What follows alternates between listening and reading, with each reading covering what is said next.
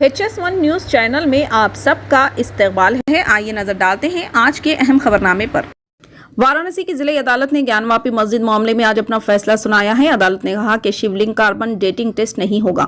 عدالت نے اس سے قبل 11 اکتوبر کو دونوں فریقین کو سننے کے بعد اپنا فیصلہ محفوظ کر لیا تھا۔ گیان واپی مسجد کیس میں وارانسی کی عدالت نے ہندو فریق کی طرف سے کاربن ڈیٹنگ اور مسجد کے احاطے میں جسے شیو لنگ کہا جا رہا ہے کہ سائنسی جانچ کے مطالبے کو مسترد کر دیا۔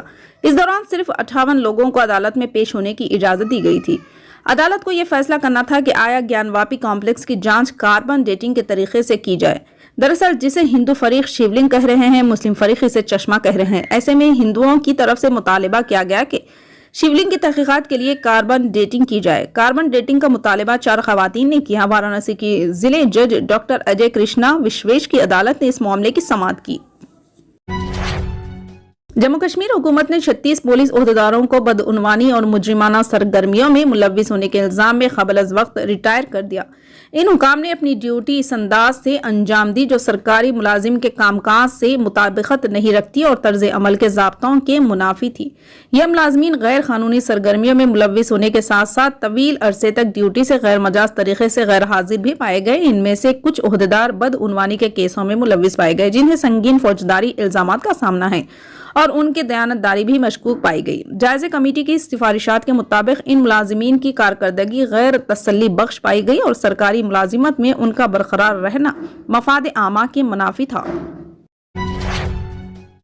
دہلی یونیورسٹی کے پروفیسر سائی بابا کو عدالت نے باعزت بری کر دیا۔ واضح ہے کہ انہیں 5 سال قبل معاون نوازوں سے روابط کے ایک کیس میں گرفتار کیا گیا تھا، لیکن آج ممبئی ہائی کورٹ کی ناگپور بینچ نے اس معاملے میں پروفیسر سائی بابا کو بری کر دیا۔ انہیں فوری طور پر جیل سے رہا کرنے کا حکم بھی دیا گیا۔ جسٹس روہت دیو اور جسٹس انیل پنسارے پر مشتمل بینچ نے یہ فیصلہ 2017 میں ٹرائل کورٹ نے سائی بابا کو مجرم قرار دیتے ہوئے عمر قید کی سزا سنائی تھی۔ پروفیسر سائی بابا نے اس فیصلے کو چیلنج کیا۔ جسمانی طور پر کمزور ہو جانے کی وجہ سے وہ فی الحال ویل چیئر پر ہے۔ وہ سینٹرل جیل ناگپور میں اپنی سزا کاٹ رہے ہیں۔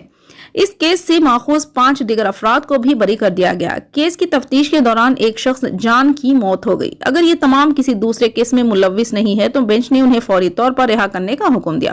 2017 میں گڈچرولی ضلع کی ایک سیشن عدالت نے سائی بابا اور دیگر کو مجرم قرار دیا تھا۔